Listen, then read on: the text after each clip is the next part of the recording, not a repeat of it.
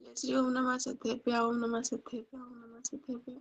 नमो अरिहंतारम नमो सीतारम नमो आहिरियारम नमो आचार्यारम नमो लोये सविसाहुरम मंगलम भगवान वीरो मंगलम गौतमो गणि मंगलम कुंद कुंदातो जैन धर्मोस्तु मंगलम सर्वे मंगल मांगल्यम सर्वे कल्याणकारिकम यदानां सर्व धर्माणां जैनं जयतु शासनम जैनं जयतु शासनम जैनं जयतु शासनम। हरिहंत सिद्ध सूर्य उपाध्याय साधु सर्व अर्थ के प्रकाशी मांगली के उपकारी है तेने को स्वरूपे जाने राखते वही जो भक्ति काय स्तुति को उचारी है। धन्य धन्य तुम ही से काज सब आज भई करे चोरी बारंबार वंदना हमारी है। हरि सुख ऐसा हम चाहते हैं हो मेरी ऐसी दशा जैसे तुम्हारी है हो मेरी ऐसी दशा जैसे तुम्हारी है। चलो अपना कर्म सिद्धांत का पाठ चल रहा था। नाम कर्म की उत्कृष्ट स्थिति 20 कोड़ा कोड़ी सागर और जगह स्थिति लिखो 8 मुहूर्त। ते हो गए 384 मिनट और 7 घंटे। यानी नामकर्म अगर चलता रहे तो 20 कोड़ा कोड़ी सागर तक सेम चल सकता है और परिवर्तन आएगा तो 7 घंटे में चेंज भी आ सकता है। ठीक है। जैसे किसी का कोई लोग संगीतकार होते हैं ना, इनका जो गाने का काम करते हैं, है ना, वालों ने ज्यादा गाना गा लिया तो उनका गला खराब हो जाता है, तो दूसरा नामकर्म का उदय हो गया उनके, और उनने गला साफ कर लिया, दवाई ववाई ले ली, शाम तक गला सही हो गया। तो जगह की स्थिति 7 घंटे, 7 घंटे में फिर उनके दूसरा नामकर्म का उदय हो गया। ऐसे कम से कम 7 घंटे तो रहेगा उदय। जो लोग वेट लॉस करते हैं तो नामकर्म का उदय होता है उनके, है ना। वेट लॉस करते हैं तो वो कम कम कम कम कम होता है ना, सुबह शाम में वेट में अंतर आ जाता है। तो इसको ऐसे मानना, कम से कम कोई रोग आदि हो गया, कितने भी साल तक हो सकता है, कम से कम 7 घंटे तो रहेगी। जगह स्थिति है 7 घंटे, है ना।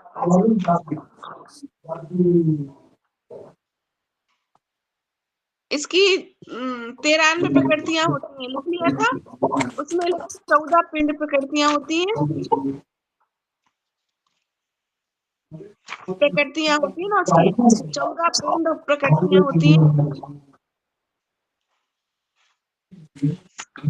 और 28 अपिंड प्रकृतियां होती हैं। अगला पॉइंट डालो, विपाक की दृष्टि से कर्म प्रकृतियां।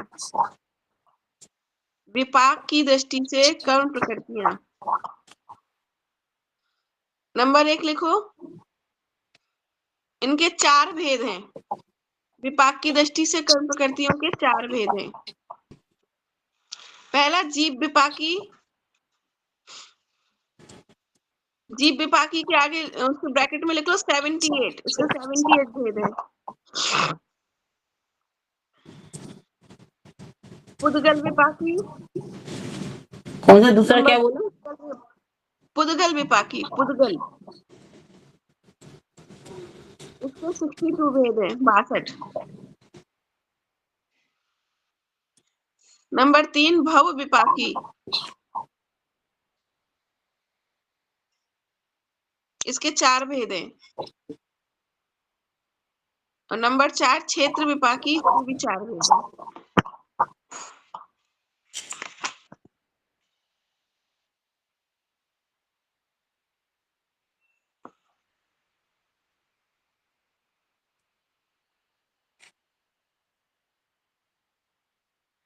ठीक है, हो गया।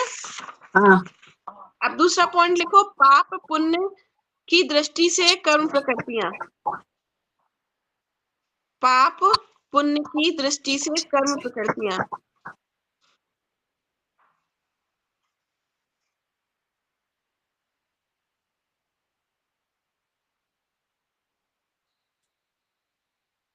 ठीक है, हाँ अब इसमें लिखो 48 पुण्य प्रकृतियां होती हैं।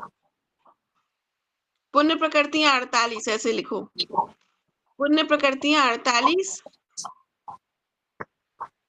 और पाप प्रकृतियां 80। ऊपर की लाइन में लिखो पुण्य प्रकृतियां 48, नीचे की लाइन में पाप प्रकृतियां 80।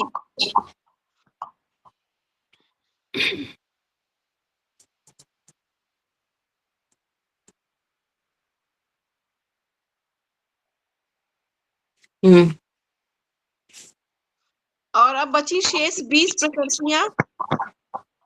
शेष लिखो, शेष 20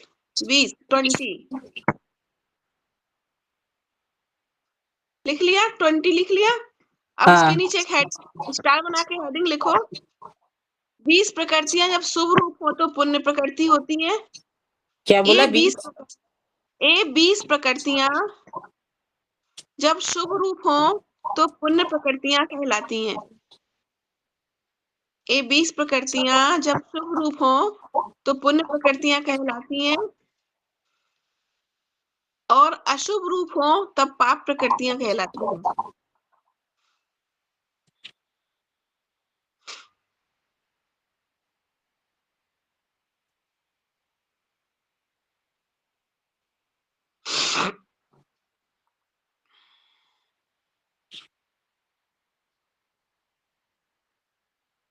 हाँ। ठीक है, अब देखो 48 और 80 प्लस 20 एक टोटल मिला के हो जाएंगी 148। हाँ हो गई। हो गई ना? तो अब हाँ 48 में 20 प्रकृतियां जोड़ देंगे तो वो 68 हो जाएंगी, हाँ अगर पुण्य रूप हो गई तो। और अगर वो पुण्य रूप नहीं है, वो पाप रूप है, तो 80 में जुड़ जाएंगी तो 80 वाली 100 हो जाएंगी, तो हाँ टोटल रहेंगी 148 ही,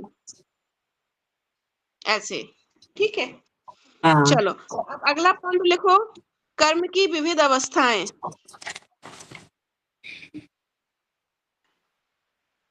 चलो देखो, अब मैं पढ़ती, लिख लिया, हेडिंग डाली, कर्म की विविध अवस्थाएं। हाँ पहले मैं पढ़ती हूँ, फिर समझेंगे, फिर लिखेंगे। कर्मों का बंध और उदय एक सतत प्रक्रिया है जो प्रतिक्षण होती रहती है। यानी कर्मों का बंध प्रतिक्षण होता है, हर समय। अभी हम पढ़ रहे हैं तो भी कर्मों का बंध हो रहा है, खाना खा रहे हैं, रोटी बना रहे हैं, इवन हम सो रहे हैं, सोते समय भी निरंतर कर्मों का बंध होता है। ठीक है, और उदय भी कंटिन्यू 24 घंटे होता है। कर्म का बंध और कर्म का उदय दोनों सतत प्रक्रियाएं कंटिन्यू कांस्टेंट चलती रहती है ना। किंतु जैसा कर्म बंधा है वैसा ही उदय में आए, यह आवश्यक नहीं है। बंध किसी और रूप में होता है और उदय किसी और रूप में हो सकता है। ये लाइन देखो, इतनी समझेंगे। जैसा कर्म का बंध बंधा है वैसा ही उदय में आवे, यह आवश्यक नहीं है। बंध किसी और रूप में होता है और उदय किसी और रूप में हो सकता है, क्योंकि कर्म बंध के पश्चात उसके फल भोगने तक कर्मों की दशाओं में बहुत परिवर्तन संभव है। ठीक है, अब इतनी लाइन समझे हम पहले। यह सब जीव के आंतरिक पवित्रता व पुरुषार्थ पर निर्भर करता है। लाइन समझ में आई पंडित जी? लाइन समझ में आई? हाँ, अब इसको क्लियर कर रहे हैं। देखो, कर्म का बंधन और कर्म का उदय सतत प्रक्रिया, यानी कंटिन्यू 24 घंटे कांस्टेंट बंध भी हो रहा है, उदय भी हो रहा है। हम कहते हैं ना कि जैसा कर्म बांधा वैसा उदय में ही आएगा, है ना? ये बात भी 100% सत्य है। लेकिन यहाँ पे क्या कह रहे हैं, जैसा कर्म बांधा है वैसा ही उदय में आए, जरूरी नहीं है। बांधा किसी और रूप में है, उदय किसी और रूप में आ सकता है, क्योंकि अब यहाँ पे कंडीशन अप्लाई करी, क्योंकि कर्म बांधने से लेकर और जब कर्म फल में आएगा उसके बीच में जो काल है, अबाधा काल है जो, उस काल में कर्मों की स्थिति में बहुत परिवर्तन हो जाता है। कैसे? हमारे भावों के ऊपर, हमारे मन की पवित्रता के ऊपर और हमारे पुरुषार्थ के ऊपर वो चीज डिपेंड करती है। ठीक है, जैसे एक बच्चे ने कॉलेज में एडमिशन लिया, है ना, तो ये तो तय है कि एडमिशन लिया तो पास भी होगा ही होगा, तय है।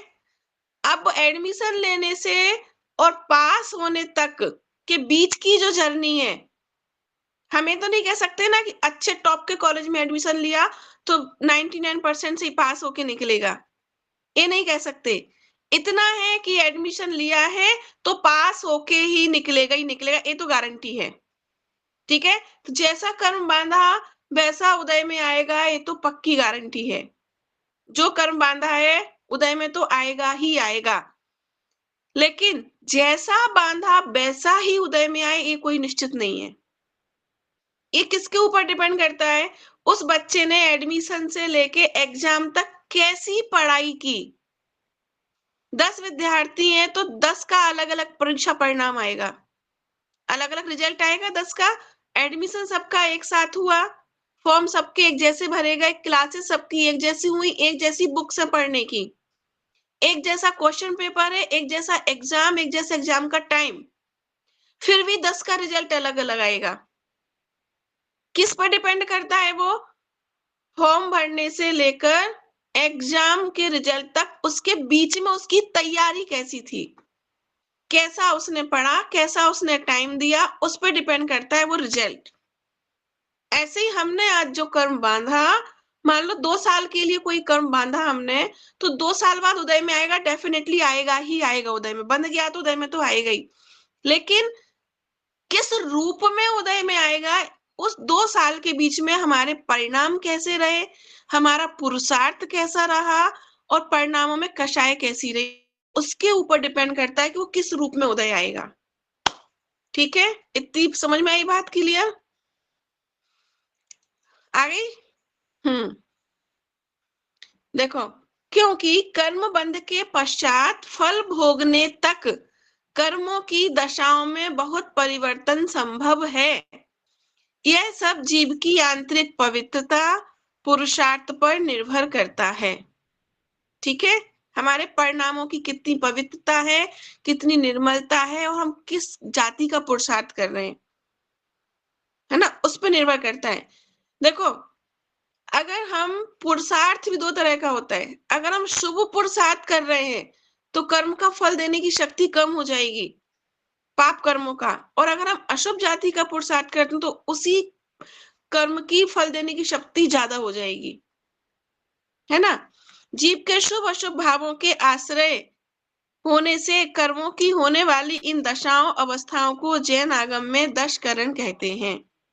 ठीक है, यानी जीव की जो फल देने की अवस्था है कर्मों की, है ना, उसको 10 एक शब्द दे दिया आगम में, 10 करण। 10 करण का अर्थ ये है कि जीव अपने परिणामों को कैसे करे, पवित्र करे, अपवित्र करे, निर्मल करे, द्वेष रूप करे, कषाय रूप करे, उस हिसाब से उस एक बांधे हुए कर्म की फल देने की शक्ति में अंतर आ जाता है ना। अब इस चीज को एक एग्जाम्पल से समझाती हूँ।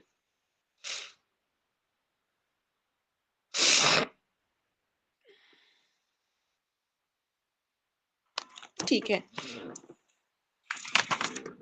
देखो, 10 प्रकार से समझाया गया है, इसलिए उसे 10 करण कहते हैं। जीव के फल देने कर्म बंधन से लेकर फल देने तक की अवस्था में क्या क्या बीच में हो सकता है, उसको 10 प्रकार से समझाया गया है, इसलिए उसे 10 करण कहते हैं। ठीक, अभी ये देखो, फल देने की शक्ति कैसे काम करती है अपने। देखो, जैसे एक बच्चा है, ठीक है, एक एग्जाम्पल से समझाती हूँ मैं, शायद जल्दी समझ में आ जाएगा।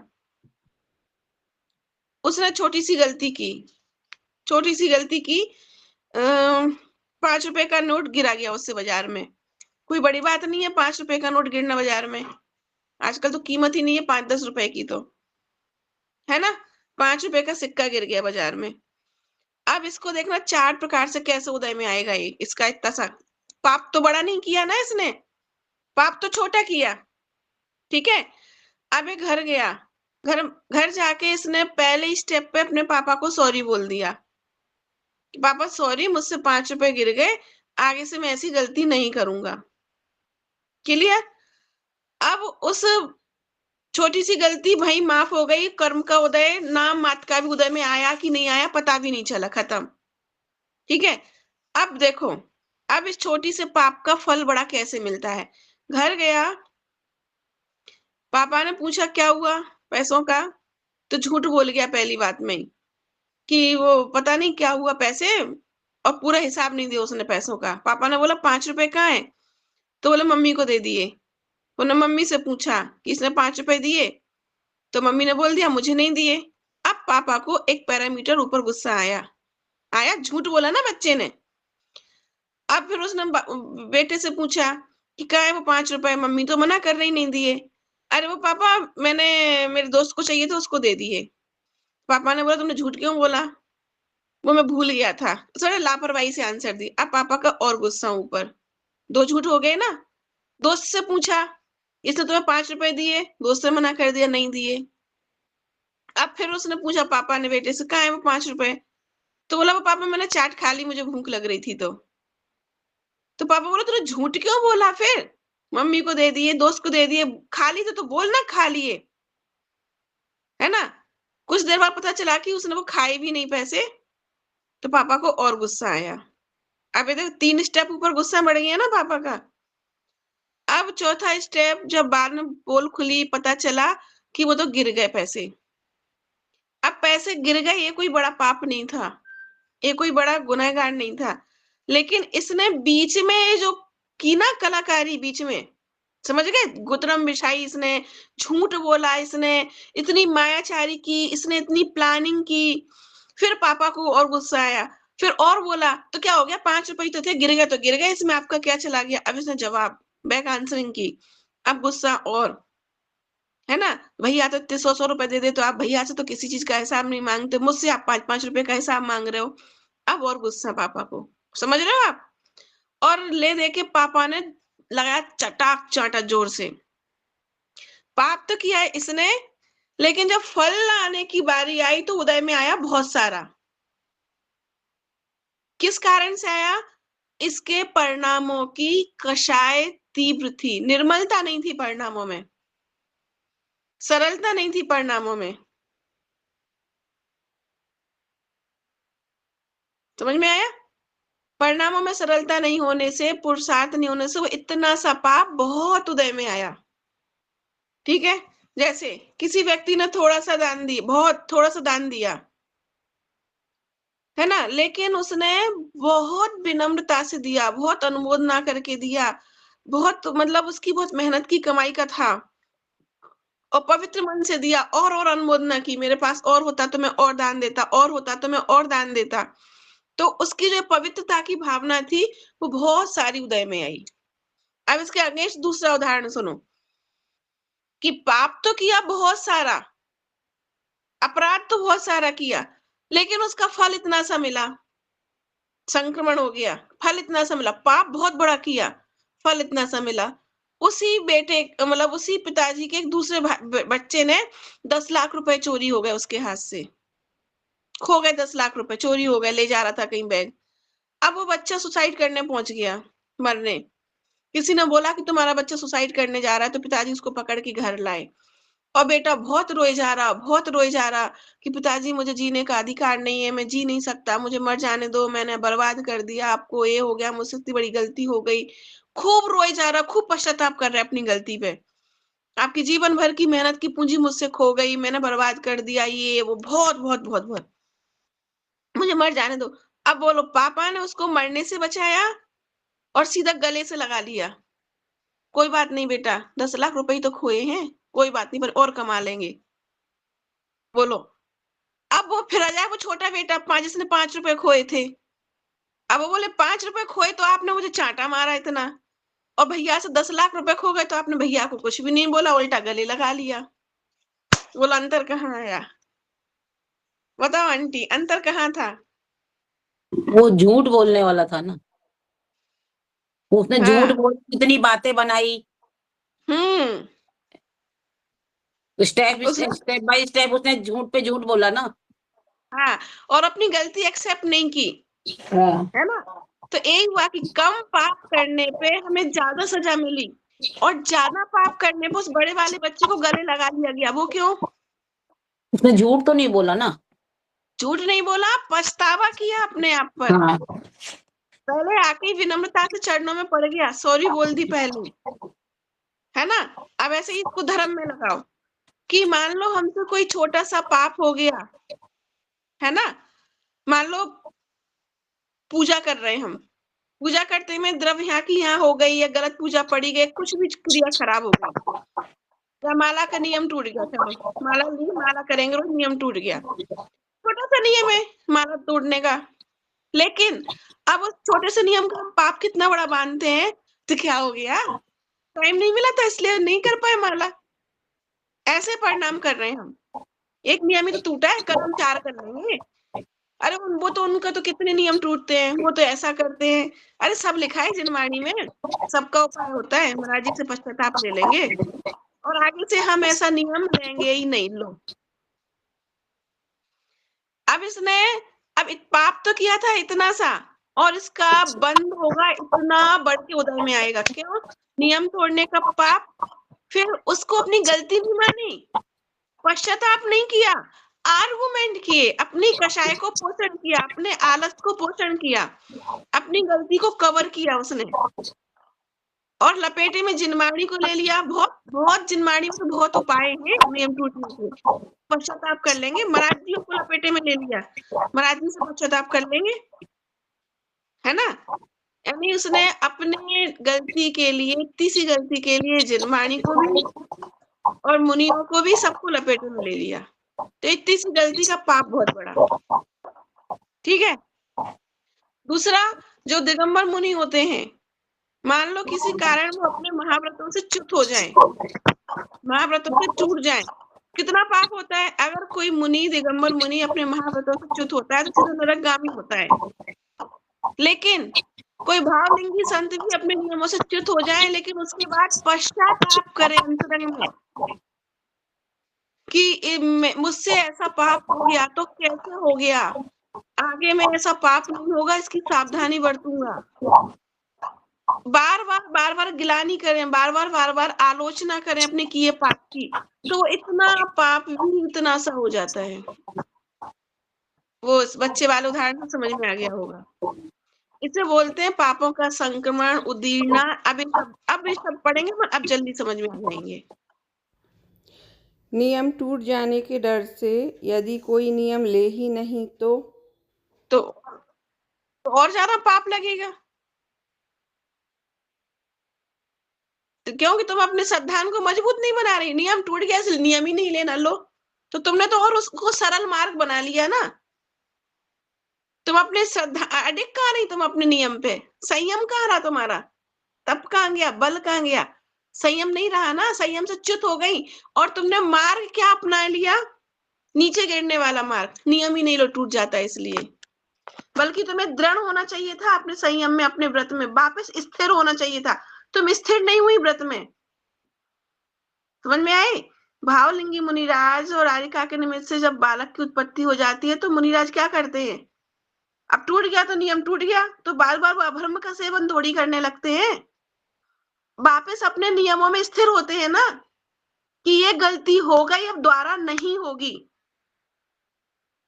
एक बार नियम टूट गया तो पश्चाताप करो उसका, कि अब आगे ऐसा नियम बनाओ, ऐसी सिचुएशन करो कि नियम टूटे ही नहीं। दिख तो रहो, ये तो और वो मार्ग निकाल लिया अपना। कभी ऐसा सोचा है कि रोटी खाने से गैस बनती तो हम आज के बाद रोटी नहीं खाएंगे, हैं? सो तो गैस की तो दवाई खाई जाएगी, लेकिन रोटी खाना नहीं छोड़ेंगे। हैं? बोलो बोलो।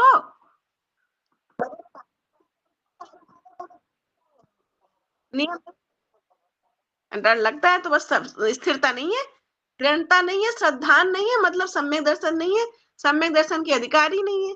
जब एक नियम में श्रद्धा नहीं हो पा रहा है, दृढ़ता नहीं हो पा रहा, तो आत्मा में क्या दृढ़ होगी, आत्मा में क्या श्रद्धा उत्पन्न होगी? फिर अनंतानुबंधी है ये तो, अनंतानु आंटी क्या? मैं भी नियम लेने में डरती हूँ, सब कुछ फॉलो करती हूँ, लेकिन नियम लेने में डरती हूँ। नहीं नहीं, नियम तो लेना चाहिए। बिना संयम के तो लगाम, घोड़े जैसे घोड़े को लगाम जरूरी है ना, बिना लगाम का घोड़ा तो उच्छृंखल हो जाता है। ऐसे ही मनुष्य जीवन है, बिना संयम के, बिना नियम के तो घोड़े जैसा है अपना जीवन फिर, बिना लगाम के घोड़े जैसा। और अगर नियम है तो हमारे नियम हमारे जीवन की रक्षक होते हैं।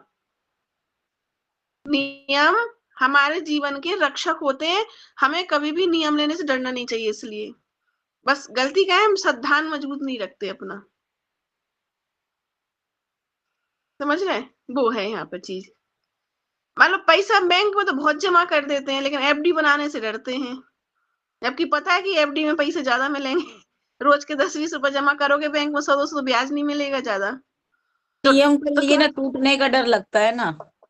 अरे जब एफडी कराते हो बैंक में तो डर लगता है कि टूट जाएगी एफडी, बैंक लेके भाग जाएगा। तो 10 साल की एफडी कैसे करा दें हम? है, तब तो वहां क्या पता है कि एफडी कराएंगे तो ब्याज ज्यादा मिलेगा, तो नजर कहाँ है ब्याज पे। तो कैसे टूटेगी बताओ एफडी?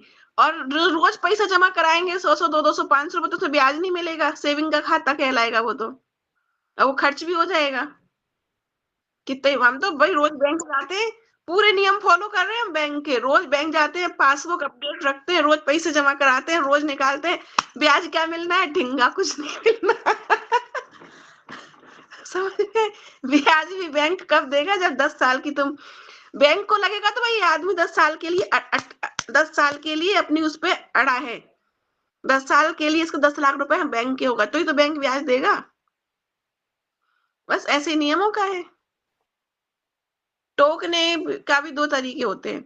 देखो, अगर बहुत छोटे बच्चे हैं, मान लो कोई 15 साल के बच्चे ने नियम ले लिया कि हम तो ब्रह्मचर्य व्रत ले रहे हैं आजीवन, तो वहां उस बच्चे को टोकना नहीं कहलाता, वो समझाना कहलाता है कि भाई तुम्हें ब्रह्मचर्य व्रत लेना है। 15 साल का बच्चा, उसे पता ही नहीं है अभी ब्रह्मचर्य का मतलब। जब जवानी का जोश आएगा, जब इंद्रियों की आकुलता बढ़ेगी, काम की भावना बढ़ेगी, तो कैसे कंट्रोल करेगा? तो उसे उपदेश दो, उसे समझाओ कि बेटा अभी रुको, नियम ले लेना, लेकिन नियम पक्का नहीं बांधो, अभी तुम अभ्यास करो उसका, अपनी इंद्रियों को बस में करने का अभ्यास करो। जो जवानी के बिल्कुल पीक टाइम होता है, 30-40 वर्ष तक अभ्यास करो, 40 वर्ष के बाद फिर तुम नियम बांधना। एक चीज हो गई। मान लो छोटे बच्चे 10-12 साल के, ने कोई खाने पीने का आजीवन के त्याग के नियम ले लिए, तुम वहां टोको नहीं बच्चों को, वहां बच्चों को समझाओ कि बच्चे मर्यादा लेके छूट रख लो, मत खाना तुम, हम तुम्हें खाने को फोर्स नहीं कर रहे, लेकिन भविष्य में क्या परिस्थिति बनी क्या नहीं बनी, तो मर्यादा रख लो। महीने में 5 दिन की छूट रख लो। बीमारी की, मान लो अस्पताल में भर्ती हो गए, एक्सीडेंट हो गया, ट्रेन में 3 दिन का सफर करना है, यात्रा करना है, रिश्तेदारों की शादी ब्याह में जाना है, तो नहीं हुई व्यवस्था तो क्या करोगे? या तो आकुलित परिणाम करोगे या नियम टूटेगा, 2 ही चीज होंगी। नियम भंग होगा तो भी पाप लगेगा, आकुलित परिणाम होंगे तो भी पाप लगेगा। तो वहां के लिए छूट रख लो, मत खाना, यथासंभव अपनी व्यवस्था करके जाना। फिर ऐसी स्थिति आ गई तो उस परिस्थिति के लिए तो छूट रखो, बच्चों को ये समझाओ। क्लियर? और जो बच्चे ले रहे नियम, लेने दो उनको, उनके नियम में दृढ़ करो, मजबूत करो। अपन बस यही तो सोचते हैं कि ये बच्चे हैं क्या करेंगे।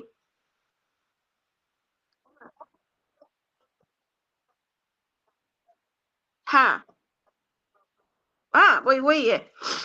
आजीवन अभ्यास करो, मर्यादा रखो उसकी, छूट रखो उसकी। अब हमसे मंदिर, हाँ वो सही है, मंदिर में हमसे इतनी लेडीज पूछती, भाभी व्रत करते हैं तो एक आसन कैसे करें, उपवास कैसे करें, हमसे तो होता ही नहीं है लंघन, हमसे तो निर्जल होता ही नहीं है। हम जो व्रत लेने हैं भक्तांबर के, तो हम कैसे करें, हमसे तो एक आसन होता ही नहीं है, हम तो एक टाइम खा ही नहीं पाते, हमें तो चक्कर आते हैं। तो हम उनसे यही कहते हैं कि जब आप व्रत धारण कर रहे हो भगवान के सामने, तो उसमें अपनी पहले मर्यादा की छूट रख लो। कि देखो, अपन को सब घर घर भी देखना है, गृहस्थी भी देखना है, गृहस्थी में कब कैसे काम आ जाए। अपने यहाँ 3 तरह का मौसम बदलता है, तूने व्रत सर्दियों में ले लिया, सर्दियों में तो प्यास ही नहीं लगनी है, तुम 24 घंटे में एक बार खाओ तो भी चल जाना है। लेकिन व्रत तुम मई जून में भी तो करोगे, तो उस समय का मौसम भी ख्याल में रख के चलो, है कि नहीं? शादी ब्याह आ गई घर में और नहीं खा पाए तो वो भी ध्यान में रख के चलो। तो भाई सुबह शाम पानी की छूट रखो, सुबह शाम दूध की छूट रखो, भले ही तुम नहीं पियो नहीं खाओ चलेगा, छूट रख के रखो, नियम व्रत का पालन करो। लेकिन अगर तुमने कहा कि हम एक टाइम एकासन करेंगे, शाम को ना दूध ना पानी, और मई जून की गर्मी कोई बीमारी आ गई मान लो, फिर कैसे करोगे? उस टाइम अगर व्रत को भंग किया तो पाप ज्यादा लगेगा। बड़ा नियम लेके छोटा पालन करने में पाप है, छोटा नियम लेके बड़ा पालन करो तो पुण्य है। 3 बार की छूट रखो। हम तो भाई देखो, मैं तो स्कूल जाती हूँ तो 4-5 बार पानी का नियम का छूट रखती हूँ, चाहे पीना नहीं पड़े एक बार भी। शाम को आके दूध पीना है, क्योंकि फिर स्कूल में बोलना पड़ता है इतना बच्चों के सामने। अगर नहीं सुबह पानी पी के जाऊं, दूध पी के नहीं जाऊं, तो मैं स्कूल में एक शब्द नहीं बोल सकती बच्चों के सामने। तो कैसे चले फिर मेरा व्रत? खाना एक बार बस, सुबह शाम खाऊंगी कुछ नहीं दूसरी बार, लेकिन पानी पीऊंगी। पानी की छूट है, दूध की छूट है। कई बार ऐसा होता है कि ना सुबह दूध पीते ना शाम पानी पीते, वो एक बार में ही काम चल जाता है मौसम के अकॉर्डिंग, है ना। लेकिन जब जो अप्रैल मई जून की गर्मी आती है तब तो वो लेना ही पड़ता है, नहीं तो 1 मिनट नहीं बच्चों को पढ़ा सकते। तो ऐसे अपनी मर्यादाएं लेनी चाहिए नियमों में। तभी तो यहाँ पे कह रहे हैं कि कर्म बांधने से फल देने तक जो अबाधा काल है ना, वो उसमें अंतर आ जाता है, क्योंकि वो हमारे परिणाम कैसे, उस समय हमारी पवित्रता कैसी है परिणामों की, और उस नियम को पालने में हमारा पुरुषार्थ कैसा है। तुमने तो यहाँ पुरुषार्थ किया ही नहीं ना, नियम छूट गया तो तुमने पुरुषार्थ नहीं किया नियम को और अच्छे से दृढ़ करने का, कि नियम आगे टूटे नहीं, ऐसे ही दृढ़ रहने का। तुमने नियम ही छोड़ दिया कि आगे और दूसरा नियम ही नहीं लेना।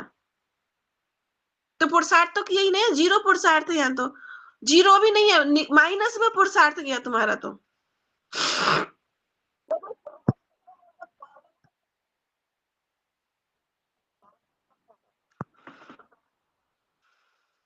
नियम लेके करो। देखो, पुण्य तो सब चीज का लगता है, लेकिन उतना नहीं लगता। पहली बात तो हम किसी फल की इच्छा से करते ही नहीं है, फल की इच्छा से तो कोई व्रत उपवास किए नहीं जाते। इसलिए जब किसी को व्रत उपवास धारण करना हो, संयम धारण करना हो, सबसे पहले 3 शल्य का त्याग किया जाता है।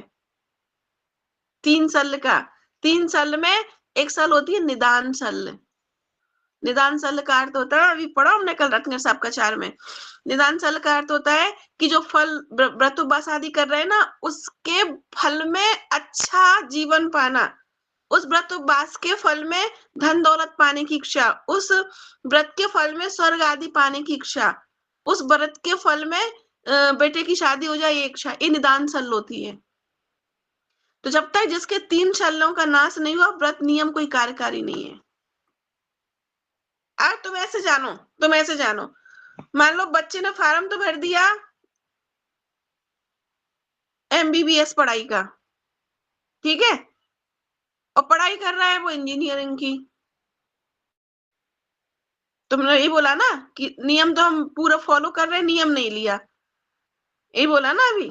मंदिर जा रहा है, सब कर रहा है, लेकिन नियम नहीं लिया, तो यही हो गया। फार्म तो भरा तुमने MBBS का, पढ़ाई कर रहे तुम इंजीनियरिंग की, अब सब फॉलो कर रहे हो तुम, टाइम पे ट्यूशन, टाइम पे कॉलेज, टाइम पे होमवर्क, टाइम पे क्लास वर्क, और सिटिंग दे रहे हो 16-16 घंटे की।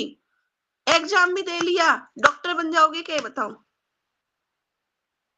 क्यों? अब प्रयास तो पूरा किया है तुमने, फॉलो तो तुम सब कर रहे हो, कॉलेज भी जा रहे हो, किताबें भी पढ़ रहे हो, फॉलो तो कर रहे हो ना। अब डॉक्टर क्यों नहीं बने, बताओ, जवाब दो। हाँ, ऐसे बिना नियम के व्रत उपवास आदि करो तो उनका फल तो मिलता है, लेकिन जो मिलना चाहिए वो नहीं, कार्यकारी नहीं है, मोक्ष मार्ग में कार्यकारी नहीं है, संसार के हेतु तुम्हारा निमित्त बन सकता है, दैट्स इट। तुम्हारा उद्देश्य था डॉक्टर बनेंगे, तुम डॉक्टर तो नहीं बनोगे, ये तो लिखवा लो 100%। व्रत नियम उपवास आदि सारे किसके लिए? सांसारिक सुख की प्राप्ति के लिए थोड़ी है, मोक्ष मार्ग में कार्यकारी बने उसके लिए है ये, समझ गई? मोक्ष मार्ग में जाने के लिए तुम दृढ़ हुए ही नहीं, मान लो कभी आगे आगे आके व्रत धारण करने पड़े, तो वो तो नियम पूर्वक ही होंगे, गुरु माँ की साक्षी में, आचार्य की साक्षी में। और एनी हाउ सर्दी गर्मी बरसात फॉलो करने ही पड़ेंगे। तो दृढ़ता आई कहाँ? दृढ़ता तो आई नहीं ना। मतलब मोक्ष मार्ग में कार्यकारी नहीं है वो व्रत नियम उपवास, समझ गए? एक नियम उस पुरूरवा भील ने लिया था ना, कौए का मांस नहीं खाऊंगा, मर जाऊंगा, कौए का मांस नहीं खाऊंगा। सब तरह के मांस खाता था वो। अगला मरते मर गया, कौए का मांस नहीं खाया, उस फल में स्वर्ग में जाके देव हुआ पुरूरवा भील का जीव, महावीर वन का जीव था ना कोई, बाद में तीर्थंकर बन के मोक्ष गया। उसका उतना सा नियम मोक्ष मार्ग में कार्यकारी हुआ। वो सब तरह के पाप किए, तो सब तरह के मांस खाए, एक नियम उसे मोक्ष पहुंचा दिया। समझ में आया? ये फल होता है। और संसार के सुख के लिए नियम ले तो वो नियम तो फिर ना नियम है वो, फिर तो तुम नियम लेके करो तो भी नियम नहीं है वो, क्योंकि मोक्ष मार्ग में कार्यकारी नहीं है। समझ में आए? ये यहाँ पे तो सीधा अपना वही आता है। फिर कोई कहो तो हम जो नियम कर रहे हैं वो सब फालतू है क्या? फालतू नहीं है। कहीं ना कहीं सांसारिक सुख तो मिल ही जाएगा इस जन्म में, नहीं तो अगले जन्म में। पुण्य भाव तो बंद ही रहे ना, कसाय मंद है तो, कषाय मंद है तो पुण्य तो बंद ही रहा है तुम्हें। और कषाय मंद का पुण्य तुम्हें स्वर्ग में मिल जाएगा, या अच्छी मनुष्य पर्याय मिल जाएगी, धन दौलत मिल जाएगा, यही होगा। लेकिन इससे फिर भी मोक्ष होने वाला तो नहीं है ना। और ये भी कितना मिलेगा? एक भव में, दो भव में खत्म है पुण्य। कितना पुण्य कर लोगे तुम? बाकी अनंत काल तो फिर संसार में ही ना। इसलिए दृढ़ता पूर्वक बीज ऐसा बो दो, बीज बो दो, एक नियम लेके, लेकिन नहीं खाएंगे। हम तो अभी इतने से भी डिगबगा जाते हैं, और यार पति से लड़ाई हो जाएगी, जो नाराज हो जाएंगे, इसलिए नियम तोड़ दो। अब कई लोगों का एक्सक्यूज देखो, बच्चे मानते ही नहीं है, इसलिए होटल में जाना पड़ता है, रात को खाना पड़ता है। बच्चे मानते ही नहीं है। और बच्चे बड़े हो गए क्या जो बच्चे नहीं मानते? मतलब जो देखो मेरे सामने तो 10 लोग यही एक्सक्यूज देते हैं मुझे। आजकल बच्चों की चलती है, बच्चों के मारे हमें नियम नहीं ले पाते, बच्चे मानते ही नहीं है। बताओ, यहाँ बच्चों के कारण नहीं मानना, अनंत काल संसार में फिर हमें तो घूमना है, बच्चे थोड़ी हमारे संग घूमेंगे। समझ में आया? इतना गजब का सिद्धांत है कर्म सिद्धांत। यस, अपनी दृढ़ता नहीं है, आरोप हमने बच्चों पे लगा दिया। हमारी जिब्बा इंद्री की लंपटता है, हमसे जिब्बा इंद्री की लंपटता संभल नहीं रही, बच्चों पे हमने आरोप लगा दिया, पति पे हमने आरोप लगा दिया। नियम तो इतना रहो, हो जाए लड़ाई तो हो जाए, डाइवोर्स हो जाए तो हो जाए, नियम है तो है, नहीं तोड़ेंगे तो नहीं तोड़ेंगे। तो किस माई की लाल में दमे नियम तोड़वा दे? पहले खुद की दृढ़ता तो होए। तो कुछ समय ऐसा आएगा कि वो पति भी कहेगा धन्नो भाई तुमने नियम पाल लिए। ऐसे तो है, अपन भादों में नियम ले लेते हैं, कोई बच्चा कुछ नहीं कहता। कुछ नहीं कहता बच्चा, वही तो कह, सबको पता है कि भाई मम्मी करेंगी, मतलब करेंगी, मम्मी को कोई रोक ही नहीं सकता। और बाकी दिन हम बच्चों पे छोड़ देते हैं, ये इनके मारे, इनके मारे, इनके मारे। सही बात है। एक महीने किसी के बच्चे नहीं बोलते कि आलू बनाओ कि कोई प्याज मना नहीं बनाओ। करता। हाँ, टोपुल में तो ट्रेंड है, एक महीने तो दुनिया जहान के अच्छे अच्छे जो दारू पीने वाले होते ना, वो भी एक महीने नियम पालते हैं। उल्टा ध्यान और रखते हैं कि भाई इनको रात ना हो जाए। हाँ, बच्चे ध्यान रखते हैं, मम्मी खाना खा लो, मम्मी पानी पी लो, नहीं नहीं हमारे घर में नहीं चलेगा। जो दारू पीते ना वो भी एक महीने का पालन करते हैं। जयपुर में तो बढ़िया है, और दूसरे देशों में तो देखा कि सिर्फ 10 दिन का ही है। जयपुर में पूरा एक महीना भादवे का, हाँ, सब एक महीना बढ़िया मान। पूजा, मंदिर ऐसे एक महीने भरे रहते हैं। हमारे यहाँ के मजा आ जाता है देख के। जो बच्चे एक महीने आपका साथ दे देते हैं तो बच्चे तो गलत नहीं कहलाए, बच्चे तो गलत नहीं है। अब जैसे मेरा आज ही है, उसे पता है कि मम्मी 8 बजे के बाद पानी नहीं पिएंगी, तो वो हमारे पानी का ध्यान वो रख लेता है। हमारे घर के 4 लोग मैं ध्यान रख लेते हैं। मम्मी जी बोल देती पानी पी लो रुचिता 8 बजने वाले हैं। हालांकि जब कभी नहीं पी पाते तो उन्हें भी तकलीफ होती है कि पानी नहीं पी पाए, अब रात भर से दुखेगा, परेशान होगी, तो बार बार समझाती भी है कि गर्मी है तो नियम बढ़ा लो अपना, 1 घंटे का नियम बढ़ा लो, 2 घंटे का नियम बढ़ा लो। लेकिन ध्यान भी रखती है, 8 बजे का रुचिता पानी पी लो पहले। कई बार तो ऐसा होता है हम क्लास में बैठ जाते हैं, ग्लास रख के यहाँ रख जाती है। कई बार तो ऐसा होता है यहाँ पानी रख जाती है, तुम पानी पी लेना। लेकिन बात क्या है कि दृढ़ता अपनी हो तो आसपास के लोग भी अनुकूल हो जाते हैं, है ना? क्यों? भाई सावधान है ना, तो पुण्य का उदय बढ़ेगा ना, पुण्य का उदय बढ़ेगा तो ये अनुकूलता मिल रही है, ये भी तो पुण्य के उदय में शामिल है। परिवार की व्रत उपवास नियम पल रहे हैं, उसमें परिवार की अनुकूलता सबसे बड़ा पुण्य का उदय है।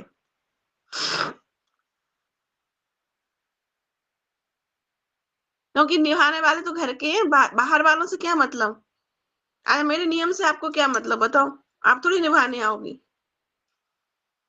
है ना? आप तो दूर से ताली बजा दोगे, वाह वाह बहुत बढ़िया। तो इस तरह से अभी आज का इतना ही करते, ये लाइन समझ ली। अब कल इसके पढ़ेंगे 10 करण, उनमें खूब मजा आएगा। वो एग्जाम्पल याद रखना 5 रुपए और 10 लाख वाला, कि कैसे हम छोटा सा पाप करके बहुत सारा कर्म उदय में ला सकते हैं, और कैसे हम बड़ा पाप करके भी छोटा सा कर्म हो जाएगा इतना सा उदय में आने के लिए। वो हमारे परिणामों की निर्मलता, पवित्रता और पुरुषार्थ के ऊपर निर्भर करता है। 3 चीजें उसमें, परिणामों की निर्मलता, पवित्रता और पुरुषार्थ, इसके ऊपर निर्भर करता है कि कर्म हमने जैसा बांधा तो वो उदय में किस रूप में आएगा। ठीक है, तुम्हारे सब क्वेश्चन का आंसर हो गया? कुछ और क्वेश्चन? चलो ठीक है। निज निधि निज में बताई, यह अनंत उपकार है, उसके लिए जिन वाणी माँ को वंदे नाशत वार है। वाणी के ज्ञान से सूझे लोकालोक, सो वाणी मस्तक नमो सदा देते हो लोग। हे जिन वाणी भारती तो जपो दिन रैन, जो तेरी शरणा गए सो पावे सुख चैन। नमो नमो कर्मण।